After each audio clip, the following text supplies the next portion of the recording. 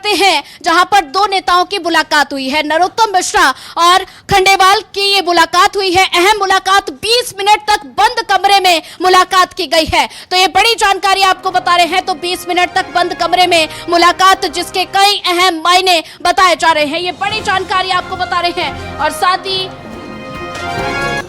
Bhopal BJP प्रदेश अध्यक्ष और पूर्व मंत्री नरोत्तम मिश्रा की मुलाकात हुई है।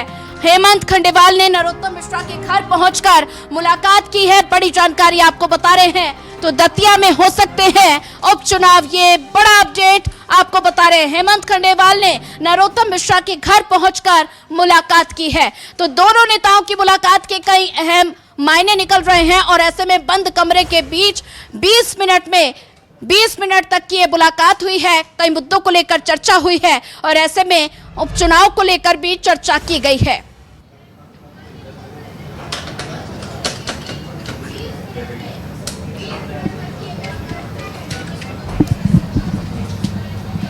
Rakesh Chaturvedi, state news coordinator.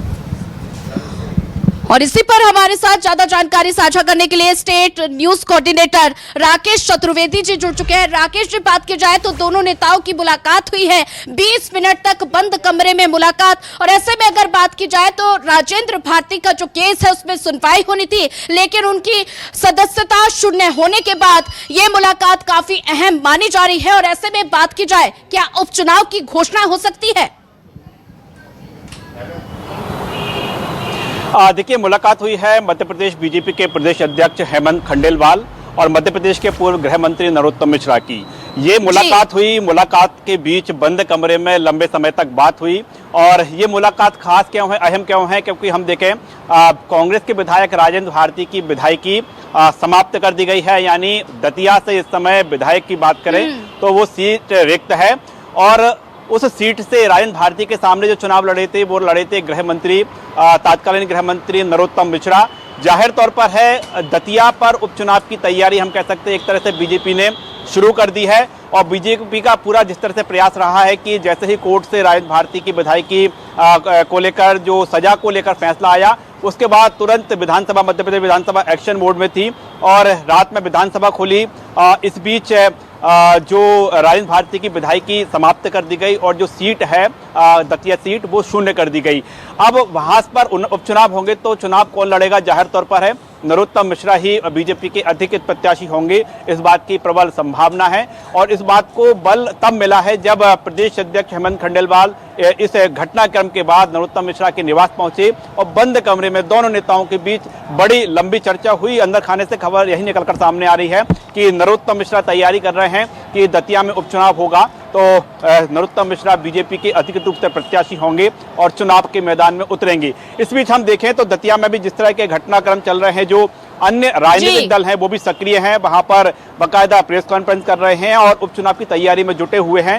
तो आज जब जिस तरह की तस्वीरें आई कि अचानक प्रदेश अध्यक्ष नरोत्तम मिश्रा के बंगले पहुंचे और बंद कमरे में दोनों नेताओं के बीच लंबी चर्चा हुई, तो इस बात को बल मिला है कि बीजेपी तैयारी कर रही उपचुनाव की, दतिया में जल्द उपचुनाव हो सकते हैं। हालांकि हम राजेंद्र भारती के केस की बात करें तो हाईकोर्ट राजेंद्र भारती पहुंचे हैं, लेकिन क्या उनको रिलीफ मिलेगी, अभी भी इस पर संशय बना हुआ है। बिल्कुल राकेश जी, जैसा कि आपने जिक्र किया कि दतिया उपचुनाव को लेकर चर्चा हुई है और ऐसे में बात की जाए तो दतिया सीट के क्या कुछ सियासी समीकरण सामने आ रहे हैं? देखिए, सियासी समीकरण की बात करें तो जिस तरह से हम देखें कि जैसे ही कोर्ट से फैसला आता है उसके बाद विधानसभा का एक्शन और आनन फानन में विधायकी समाप्त करना, जाहिर तौर पर हम कह सकते हैं कि जो सत्ताधारी पार्टी है, जो बीजेपी है, वो तैयारी कर रही है कि दतिया में उपचुनाव हो।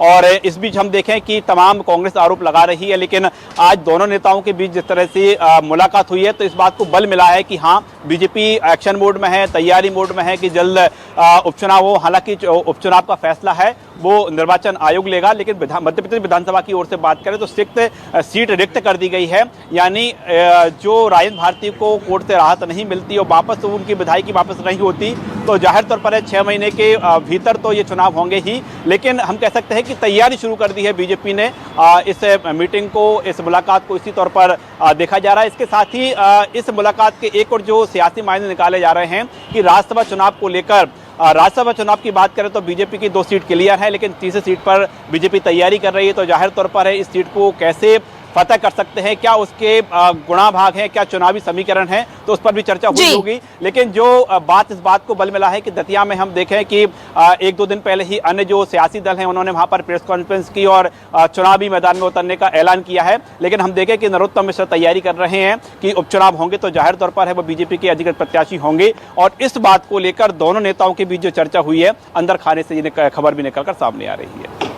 जी राकेश जी, ज्यादा जानकारी साझा करने के लिए आपका धन्यवाद।